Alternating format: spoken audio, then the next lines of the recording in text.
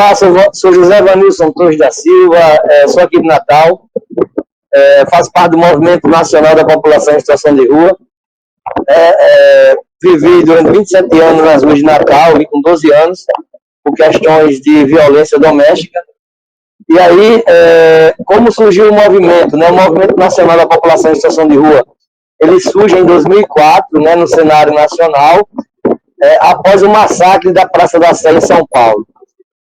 De 19 a 22 de agosto de 2004, houve um massacre onde 15 pessoas foram brutalmente espancadas. Dessas 15, 7 faleceram na hora e outras 8 ficaram hospitalizadas, né? Com um ano depois, uma dessas sobreviventes também foi assassinada. Até hoje não se teve punição para esses assassinos. Comerciantes da região, né, contrataram pessoas ligadas às forças de segurança para fazer esse massacre. Então, o movimento ele surge nessa perspectiva de busca por políticas públicas para que a gente não fosse mais exterminados ou massacrados. Infelizmente, os massacres continuam, né? Mas o surgimento do movimento foi um marco na história do Brasil, na história das lutas sociais para a população em situação de rua, porque ele surge em São Paulo, né? Em São Paulo, depois se estende para Minas Gerais, ou melhor, ele surge em São Paulo com o nome de Rua em Movimento. E foi em 2005, no Festival de Lixo e Cidadania, em Minas Gerais, em Belo Horizonte, que é instituído o MNPR, o Movimento Nacional da População de Rua. E ele começa a se expandir, né, para outros estados. Começamos a ocupar também espaços nacionais, como o Conselho Nacional de Assistência Social, o Conselho Nacional de Saúde, o Conselho Nacional de Direitos Humanos, e o movimento vai se expandindo. Aqui no Rio Grande do Norte ele chega em 2012, no dia 23 de outubro de 2012, e esse movimento é um instrumento super importante na luta pela garantia de direitos da população em situação de rua. Inclusive, nós, da população em situação de rua, né, temos a veia artística, temos a arte, a cultura, enquanto forma também de luta e resistência. E vou contar um pouco dessa história do surgimento do movimento em forma poética, reflexiva, que é o poema Dia de Luto, mas também de luta. Porque todo 19 de agosto, no Brasil, onde tem um movimento nos estados ou até onde não tem, mas entidades apoiadoras fazem o dia de luta, buscando políticas públicas, buscando visibilizar essas matanças, essas agressões, essas negligências. E o poema começa assim: no dia 19 de agosto de 2004, um triste fato ocorreu. 7 pessoas em situação de rua na Praça da Sé morreu. Brutal e covardemente, sem dar nenhuma defesa, mataram 7 brasileiros que viviam na incerteza. Na incerteza de um dia que ainda ia raiar, mas vieram os meliantes para suas vidas ceifar. Após aquela macabra noite, algo começou a mudar. Surgiu um movimento de rua por seus direitos lutar. Começou em 2 estados, São Paulo e Minas Gerais. Hoje estamos em 19, na luta por direitos sociais. Mas não pensem que é fácil. O massacre continua quando é negado direitos à população em situação de rua. Alguns estados conquistaram direito à saúde, trabalho e até habitação. Porém, em outros lugares, inclusive em Natal, é negado até dormir no chão. Por isso, sigamos na luta, porque nesse país nada é de graça. Se não temos moradia digna, vamos ocupando os espaços de debates, os viadutos, as marquises, as praças. Dia 19 de agosto é o dia de luto e luta do povo da rua. Nós não vamos nos calar jamais. Nossa luta continua. E o movimento ele se expande e hoje está em todas as regiões do Brasil, né? Na região norte, ele se encontra no Acre. Estamos buscando implementação no Amazonas, porque é uma luta muito difícil, inclusive de implementação do movimento, porque é um movimento feito por pessoas que viveram ou estão em situação de rua, sem recursos. Então, a gente também não que dependa, mas as organizações da sociedade civil que lutam em defesa da Pop Rua dão um apoio para que esse movimento chegue nos estados que a gente ainda não conseguiu chegar. Como, por exemplo, agora no Amazonas, em Manaus, nós vamos ter um seminário, né, Ruas da Amazônia. Será agora 2 e 3 de dezembro, lá em Manaus, onde a gente vai tentar mobilizar, trazer a discussão da Pop Rua para que o Amazonas, Manaus, possa ter representação desse movimento. O movimento, ele é muito importante nesse contexto, né, de luta por direitos, e aí as nossas ações, né, a luta ou as bandeiras de luta são por trabalho e renda e moradia, né? Saúde também, educação, ou seja, o que preconiza o artigo 6º da nossa Constituição, que diz que é direito do povo brasileiro e dever do Estado. A gente tem muitas ações, né? No momento agora o movimento está com muitas ações. A gente faz a luta política, por políticas públicas, mas diante do cenário da pandemia também encampamos outras frentes, como a própria garantia da água, da alimentação, dos insumos contra a Covid. E aí, a luta tem sido muito difícil, né? Para vocês terem uma ideia, a população em situação de rua, mesmo estando nas ruas, sem ter garantia de água potável, de uso de máscaras, sem ter uma casa, né? A OMS, a Organização Mundial da Saúde, diz que tem que fazer distanciamento social, fique em casa, né? Mas para nós, população em situação de rua, como é ficar em casa não tendo uma? E mesmo com todas esses determinantes sociais em saúde, a população em situação de rua para vacinação ficou em 16º lugar, porque o Brasil não tem dados epidemiológicos dessa população. E aí não é culpa da população em situação de rua, não é culpa do movimento, e sim do Estado brasileiro, que não se importa com essa população, que nos vê enquanto descartáveis urbanos. Mas houve um processo muito importante da DPU, né, com o Renan Sotomayor, que entrou primeiro iria entrar com a ACP, uma ação civil pública, para que a população em situação de rua entrasse nos grupos prioritários no início. Mas a gente começou a dialogar com o Ministério da Saúde, com o PNI, que é o Plano Nacional de Imunização, o Movimento Pop Rua, a Pastoral do Povo da Rua, a DPU, o Polo de Cidadania, aí de Minas Gerais, da UFMG, o CIELP Rua Nacional, e a Fiocruz, e conseguimos aumentar o número de doses de 66 mil, que tinha no Ministério da Saúde, para 148 mil doses, a partir do estudo técnico-científico do Polo de Cidadania, que traz dentro do CAD único, que é o cadastro do SUAS, do Sistema Único de Assistência Social, um número de 160 mil pessoas em situação de rua subnotificadas. Além desse aumento de doses, nós conseguimos também nesse diálogo construir uma nota técnica, a 768/2021, e o Ministério da Saúde atualizou ela, onde trazia todas as diretrizes ou as informações necessárias e os cuidados para a vacinação dessa população que está em situação de rua. Como, por exemplo, não ter documento, não impedir que essa população se vacine.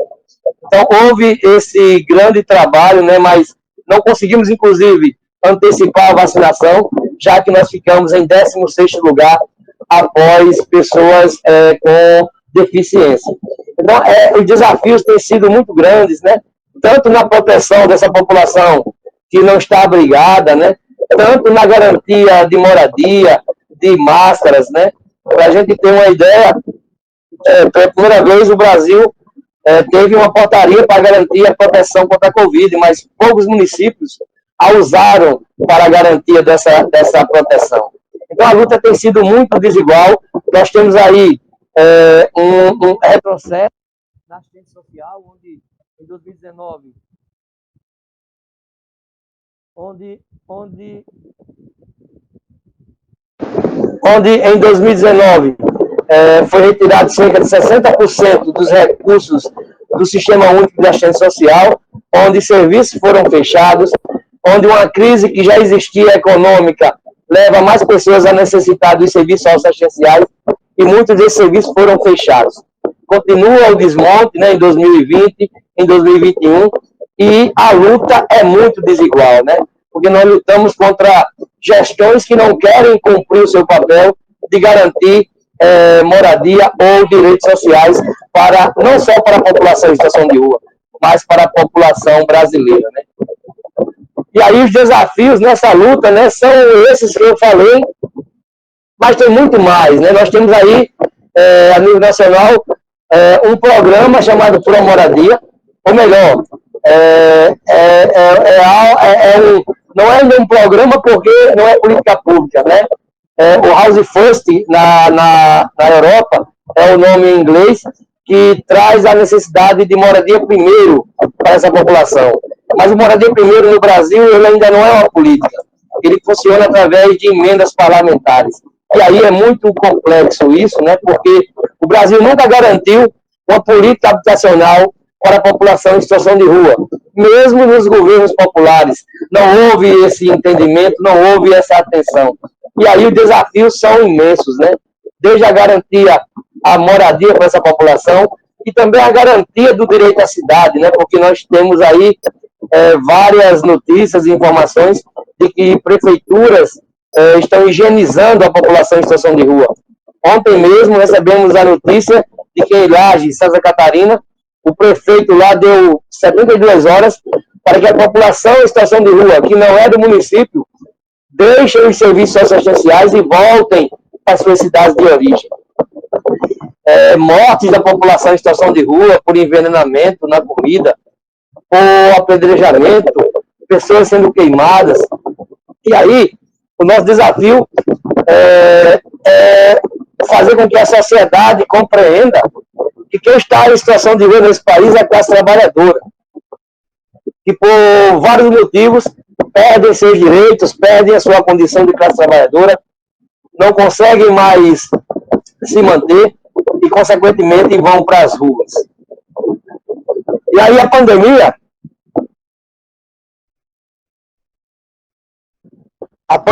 né, ela traz o escancaramento dessas desigualdades sociais. A pandemia, ela traz não só a Covid-19, mas ela traz a ineficácia, a ineficiência do Estado brasileiro quanto da sua atuação com populações em vulnerabilidade social. A pandemia escancara as desigualdades, a pandemia traz o fica em casa, que é necessário, mas também com o fica em casa traz várias dificuldades para essa classe trabalhadora, para as pessoas que estão na informalidade. Então, as pessoas, o governo federal não garantiu um auxílio emergencial a priori que garantisse esse recebimento, porque foi feito de cima para baixo. Com 6 meses, acabou-se o auxílio emergencial e volta com auxílio emergencial miserável, né?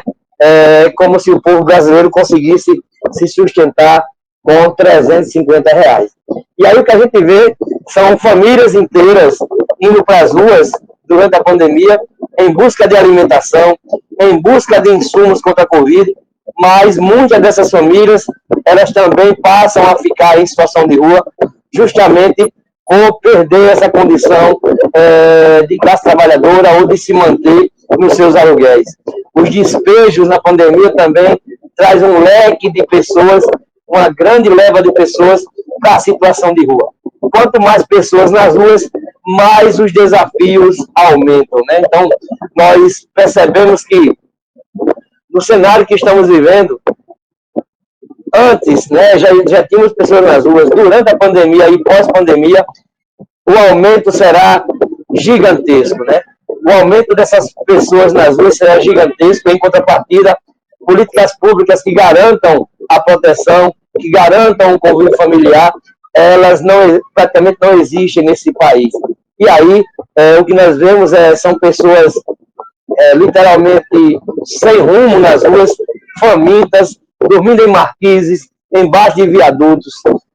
Eu vi ontem uma reportagem em Fortaleza, né, que pessoas domiciliadas disputando com o carro do lixo, né, disputando com cachorros por alimentação que pessoas deixam nos tambores de lixo. Em São Paulo, pessoas disputando também com animais, com cachorros, sebos, né, aquelas carnes sedentas, para poder dar gosto a alguma alimentação. Então, nós estamos chegando em uma situação degradante, né, desafiadora, para nós, do movimento, para a sociedade brasileira, para as academias, para toda a sociedade que não é elitizada, que não consegue se manter, que não tem um bom salário ou que tem uma conta gorda, né, vamos dizer assim, e que possa enfrentar essa crise financeira, sanitária e política. Então, é um aumento dessa população nas ruas. E a gente se preocupa muito com isso, porque são famílias que moravam em periferias, que não têm a experiência da rua, e quando chegam nas ruas vão sofrer muito, por muitas vezes não saber, não conseguir nem pedir algo para se alimentar. Isso é muito deprimente, isso é muito desafiador, isso torna-se um caos, né, para essa população, para a população que já estava e para essa população que vem chegando agora neste contexto de pandemia. E aí a população em geral ela pode contribuir para essa luta, observando que o Brasil ele não foi descoberto, né? O Brasil foi invadido e já tínhamos nossos povos indígenas. Percebendo que qualquer pessoa assalariada ou que não consiga mais trabalhar, ela pode vir a estar em situação de rua. E quem está em situação de rua não são bandidos, não são bandidas, não são drogados, não são drogadas. Quem está nas ruas são pessoas, né? Simplesmente pessoas dessa classe trabalhadora, né? Muitas vezes escravizadas por um salário mínimo, escravizadas por esse capitalismo selvagem, escravizadas pela retirada de direitos ou pela não garantia de direitos. Então, a população em geral ela precisa conhecer a nossa história, precisa entender que não foi Pedro Álvares Cabral que nos descobriu, que fomos invadidos pela Europa, que fomos roubados em nossas riquezas, e que esses roubos, eles continuam até hoje, porque aquelas famílias que chegaram em 1500, as de hoje muitas de hoje, que são a elite dominante, elas são hereditárias daquele tempo, e que só com a organização da classe trabalhadora, só com a organização dos movimentos sociais, com a organização do povo, é que nós vamos conseguir avanços, porque se nós não nos unirmos em um propósito comum a todos, nós literalmente iremos padecer não mais da fome, do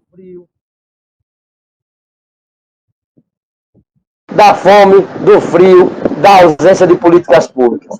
Então, o cenário, né, que a gente vive é muito desolador, né, e a sociedade precisa acordar para essa realidade.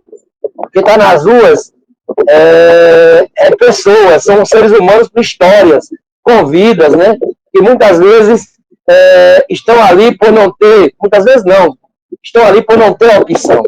E aí a opção que tem é estar nas ruas disputando comida nos tambores de lixo, sem ter políticas públicas da assistência social ou da saúde que possam garantir a equidade, que possam garantir a saúde ou que possam garantir a assistência social. Então, é mais ou menos isso o cenário que nós vivemos, e é super importante também as academias acordarem para a realidade, né?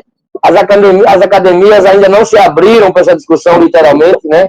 A gente vê ainda que é pouco discutida as questões referentes à população em situação de rua e outras populações, e aí a gente, enquanto movimento, a gente faz rodas de conversas das academias, com turmas de formandos, seja do serviço social, da psicologia, seja de políticas públicas, de gestão de políticas públicas, ou diversas disciplinas, por quê? Porque a gente compreende que essas pessoas formandas, ao ouvirem relatos de quem vivenciou isso, ela, ao se formar, terá um mínimo de conhecimento e não será também opressora dessa população. Então é importante que as academias possam se abrir para esse debate. Imaginem só se nós tivéssemos disciplinas que discutissem a população em situação de rua, a população negra, a população LGBTQIA+, povos ciganos de terreiros, comunidades tradicionais, né? Se tivéssemos essas disciplinas, com certeza os profissionais que se formassem, eles iriam atuar lá na ponta com mais humanidade, sendo mais humanos no tratar com as pessoas, compreendendo que não é favor, e sim direito constitucional, né, preconizado no artigo 6º. Creio que é isso, né? Agradecer pela oportunidade de estar trazendo um pouco dessa realidade. E aí, finalizando, de como eu entrei no movimento, né? Eu morava nas ruas, morei 27 anos, por questões familiares, vim para as ruas com 12 anos, morei 27 anos nas ruas de Natal, e em 2012 eu não sabia quem eu era, se eu tinha direitos, não sabia que tinha movimento. E foi a partir da vinda da Maria Lúcia Santos Pereira, né, uma guerreira do movimento Pop Rua da Bahia, que nós iniciamos a luta aqui no Rio Grande do Norte, através do Centro de Referência em Direitos Humanos, da UFRN, que recebeu algumas denúncias sobre violações de direitos dessa população, e viram o vídeo da Maria Lúcia e fizeram um evento na Praça Luiz Severo, na Ribeira, denominado População de Rua, Vivência de Rua, Somos Invisíveis para Você, perguntava. E ao participarmos desse evento com a Maria Lúcia, nós fomos eleitos, né, para representar esse movimento. E a partir do dia 23 de outubro de 2012, nós entramos nessa luta, nós entramos nessa empreitada pela garantia de direitos para a população em situação de rua. É fácil não, porque é feita por pessoas que viveram ou vivem nas ruas, mas é preciso.